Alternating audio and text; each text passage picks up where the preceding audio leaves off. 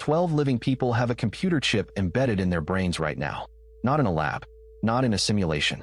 In their skulls, reading electrical signals from neurons firing in real time and transmitting that data wirelessly to a laptop sitting a few feet away. The first person to receive Neuralink's device, a 29-year-old quadriplegic named Nolan Darbaugh, played chess on a screen using nothing but his thoughts within 22 days of surgery. He had not moved his hands in years. Then he did something nobody expected. He played for 10 hours straight. That number matters more than people realize. Not because playing chess is the point, because 10 hours of continuous, stable brain-computer communication had never been achieved in a human being before. Every previous attempt at reading neural signals through implanted electrodes had degraded within months. Scar tissue forms around foreign objects in the brain, signal quality drops, and the connection dies. Neuralink claimed they had solved that. Then Darbaugh sat down and proved it, at least for a while. Here is why this matters beyond the headline. There are currently 5.4 million people in the United States alone living with paralysis. Globally, spinal cord injuries affect roughly 250,000 to 500,000 new people every year, according to the World Health Organization. For most of them, the neural circuitry in their brain works perfectly. The signals are firing. The intention to move exists. What is broken is the physical wire, the spinal cord that was supposed to carry those signals to the muscles. Neuralink's device does not repair that wire. It reroutes it. It reads the intention directly from the brain and converts it into a digital command. That is not a treatment. That is a bypass. And a bypass, if it scales, could return functional independence to millions of people who were told nothing would ever change. The second implication is harder to talk about, but impossible to ignore. If a device can read motor intentions from your brain with enough accuracy to control a cursor, it can, in principle, read other things. The boundary between a medical assistive device and a surveillance tool is not technical. It is legal and regulatory. And right now, in 2026, that legal framework does not exist in any country at the scale this technology demands. To understand what Neuralink built, you have to go back to the core problem that has haunted neuroscience for decades. The brain communicates through electrical spikes, neurons firing in patterns that encode everything from muscle commands to memories. Researchers have been able to record those spikes since the 1920s using electrodes placed on the scalp. But skull and scalp tissue act like a wall of insulation. The signal that reaches the outside is blurry, averaged, noisy. It is like trying to listen to a single conversation in a stadium by pressing your ear against the outside wall. You catch the roar, but not the words. To get clarity, you have to go inside. Early brain-computer interface research in the 1990s and 2000s, most notably the BrainGate project at Brown University, showed that electrodes placed directly on neural tissue could record individual neuron spikes with extraordinary precision. But those systems required a cable running through the skull. They were prone to infection. They were not designed for long-term use. Neuralink's stated goal from day one was to make something you could wear forever without noticing it was there. The first revelation about how Neuralink actually works is this. The device does not just record brain signals. It uses a custom-built chip called N1 that processes the data inside your skull before it ever leaves your head. Most people assume the chip is passive, like a microphone just picking up sound. It is not.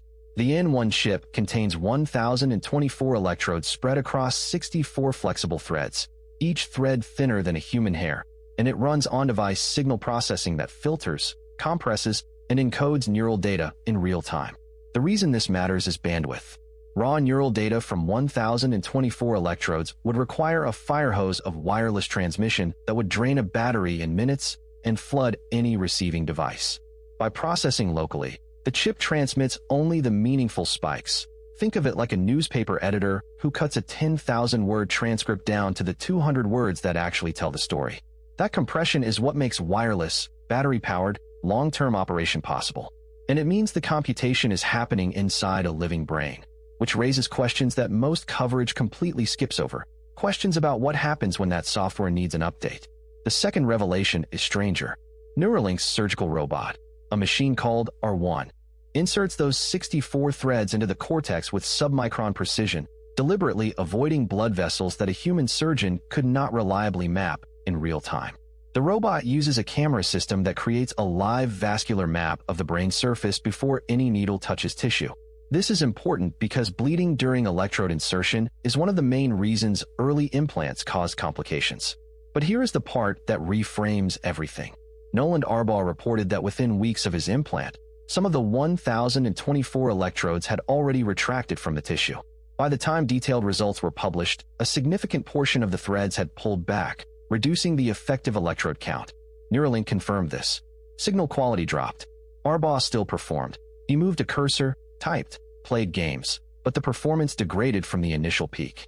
A second patient, a 49-year-old named Alex, received a modified implant where threads were inserted more shallowly to reduce retraction. The electrode retention improved. This is an iterative medical device being refined in real time, in living people. That is simultaneously how breakthrough medicine works and a sentence that should give you pause. The mechanism itself is worth walking through carefully because the analogy most people use is wrong. People say Neuralink lets you control a computer with your thoughts. That framing implies the device reads your intentions and executes them, like telepathy. What it actually does is more specific and more interesting. When you decide to move your right hand, a cluster of neurons in your motor cortex fires in a particular pattern about 200 milliseconds before any muscle activates. Neuralink's electrodes detect that firing pattern. The N1 chip encodes it.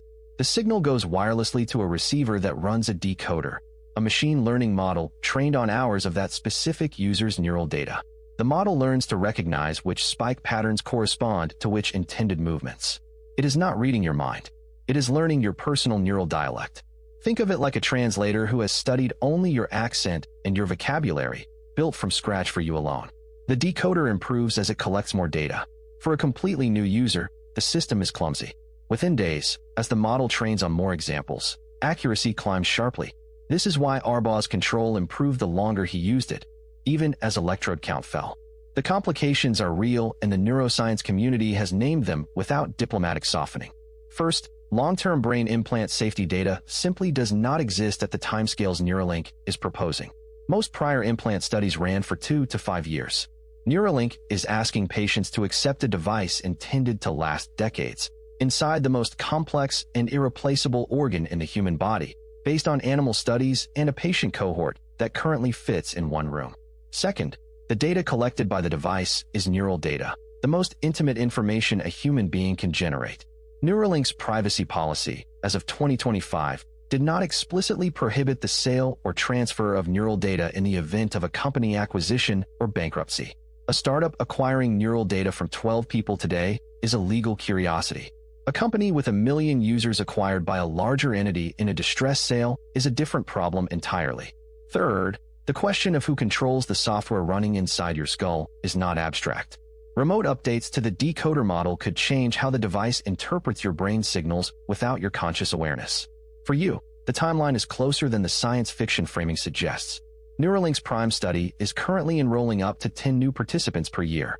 The FDA's approval covers only paralysis applications for now. But Elon Musk has stated publicly that Neuralink's long-term goal includes cognitive enhancement for neurologically healthy individuals, boosting memory, enabling high-bandwidth communication between humans and AI systems. If that regulatory pathway opens, and the device reaches even early commercial availability by the early 2030s, you will face a genuine career in social calculus. Industries that reward cognitive speed, finance, law, software development, medicine, will have employees who have chosen augmentation. The question of whether you can stay competitive without a chip in your head is not a hypothetical. It is the same question people faced when smartphones arrived and then became mandatory for professional life. 12 people have shown that a computer inside a human skull can function, transmit, and improve over time. That is a proof of concept, not a product. But the history of technology suggests that what takes a decade to prove takes 5 years to commercialize once proof exists. Neuralink is not the only company in this space. Synchron, Precision Neuroscience, and BrainGate are all running their own human trials right now. The race is real, and it is already underway. Within 10 years, the number of people with brain-computer interfaces will likely be measured in thousands, possibly hundreds of thousands. The question humanity has not yet seriously answered is what kind of legal, ethical,